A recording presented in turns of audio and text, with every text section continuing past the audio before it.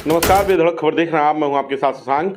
चुनाव चल रहे हैं और आम चुनाव का जो माहौल है वो धीरे धीरे पश्चिम से पूरब की तरफ आ रहा है। हम पूर्वांचल में हैं और गोरखपुर में गोरक्षनाथ की नगरी, गोरख बाबा की नगरी और योगी आदित्यनाथ की नगरी, जो उत्तर प्रदेश के मुख्यमंत्री हैं, इस सीट पर चुनाव होने हैं। और इस मुद्दे पर बातचीत करने के लिए हमारे साथ भारतीय जनता पार्टी के, भारतीय जनता युवा मोर्चा के क्षेत्रीय मंत्री अंबिकेश द्विवेदी जी हैं। इनसे जानेंगे कि भाजपा क्या 19 वाला रिकॉर्ड तोड़ पाएगी या 18 के उपचुनाव में जो गोरखपुर में हुआ था वो सपा यहाँ दोहराने जा रही है।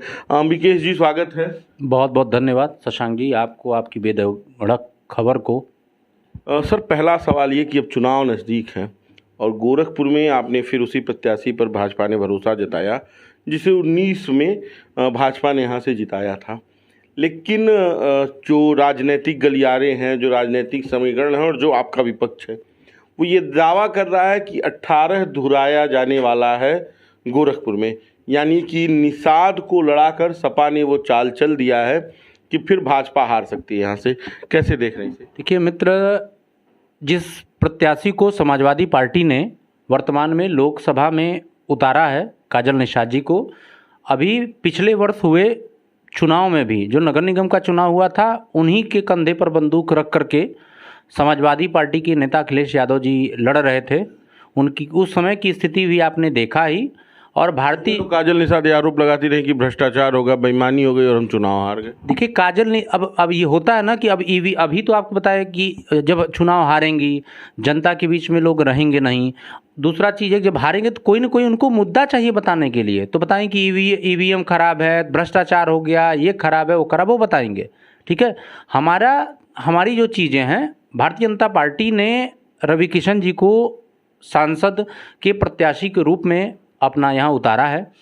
दूसरा चीज़ है, रवि किशन जी 2019 में भी भाजपा के प्रत्याशी रहे हैं। यहाँ से कि जनता ने अपना प्रेम आशीर्वाद दे करके भारतीय जनता पार्टी को बड़ी मजबूती से वोट दिया। रवि किशन जी सांसद बने, मोदी जी की टीम में गए।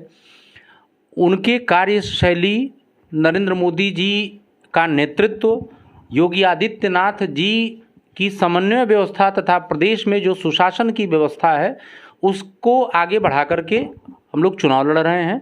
रवि किशन जी हमारे भारतीय जनता पार्टी के उम्मीदवार हैं और निश्चित तौर पर मुझे उम्मीद ही नहीं वरन पूरा विश्वास है, गोरखपुर की जनता पुनः रवि किशन को अपना प्रत्याशी के रूप में अपना आशीर्वाद देगी। और मुझे लगता है कि इस बार वह 5 लाख से अधिक मतों से विजयी होकर के पुनः सदन में जा कर के बाबा गोरक्षनाथ के आशीर्वाद से सदन में मोदी जी की टीम का एक अंग बनेंगे, एक हिस्सा बनेंगे और गोरखपुर का नेतृत्व करेंगे। लंबे समय तक योगी आदित्यनाथ गोरखपुर से सांसद रहे। आपने कहा कि सरकार बनेगी तो मोदी जी की टीम का हिस्सा होंगे। योगी आदित्यनाथ कभी मुख्यमंत्री नहीं बन पाए, मुख्यमंत्री बने एक अलग विषय है। तो क्या अगर जनता उन्हें जिताती है, रवि किशन को, तो इस बार रवि किशन अगर सदन जाते हैं और भाजपा की सरकार बनती है, जिसका नारा लेकर भाजपा चल रही है कि अब की बार 400 पार, तो रवि किशन को मंत्री भी बनाया जाएगा? देखिए, मंत्री बनने के लिए हमारा हर सांसद योग्य है। रवि किशन जी हमारे एक योग्य सांसद हैं पार्टी के, और मंत्री बनाना, ये सारी व्यवस्थाएं जो होती है हमारे संसदीय बोर्ड का निर्णय, हमारी भारतीय जनता पार्टी का होता है। तो माननीय मोदी जी, माननीय जेपी नड्डा जी सहित जो हमारे अमित शाह जी, जो उनकी कोर कमेटी है, और भारतीय जनता पार्टी का संसदीय जो बोर्ड होता है, वह निर्णय करता है कि कौन सांसद मंत्री बनेगा, किसको किस चीज़ की जिम्मेदारी दी जाएगी। तो इसकी जिम्मेदारी बनने के लिए रवि किशन जी एकदम योग्य हैं और जैसा हमारे संसदीय बोर्ड का निर्देश होगा वैसा वो कार्य करेंगे। ये वापस चुनाव पे आते हैं, क्योंकि अभी तो सरकार बनना फिर मंत्री बनना एक लंबा प्रोसेस है। लेकिन चुनाव पर आते हैं।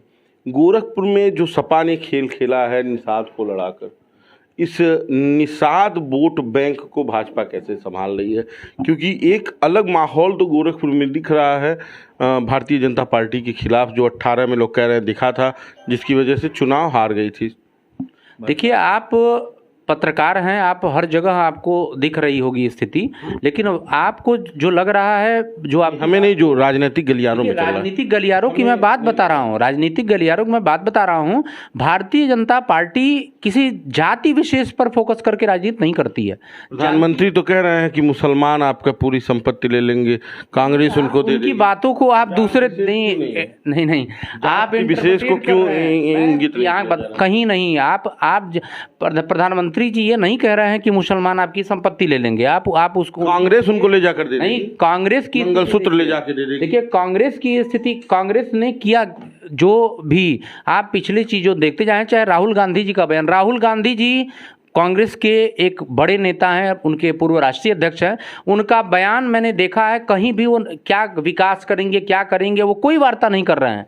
उनका केवल और केवल दो जगह फोकस कर रहे हैं, मैं आऊँगा, मेरी इंडिया जो एक जमावड़ा बना है झुंड, यदि उसकी सरकार बनेगी तो मैं पहला करूंगा जाति गणना कराऊंगा। अरे तुम्हारे पास जाति गणना से नीतीश कुमार ने जाति जनगणना बिहार में करवाई थी, उसी नीतीश कुमार के साथ भाजपा सरकार चला रही है।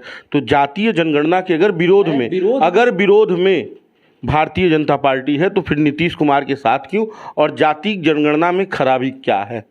जातीय जनगणना की मैं बात नहीं कर रहा हूँ। जाति, देखिए सबको, भारतीय जनता पार्टी सबका साथ सबका विकास, हमारे जो हमारा संविधान है पार्टी का, उसका यह सबसे जो कहा जाए कि मूलभूत पार्टी का संविधान हमारी, देखिए जो हमारे देश के संविधान की तो बात ही अलग है, देश का संविधान सभी पर लागू है। हम लोग भारतीय जनता पार्टी देश के संविधान का पूर्णतः पालन करते हुए, जो हमारी पार्टी, हमारे जो पार्टी का अपनी व्यवस्था होती है पार्टी को चलाने के लिए, हमारे जो पार्टी की व्यवस्था है उस अनुरूप उसकी मूल आत्मा में हमारा है सबका साथ सबका विकास।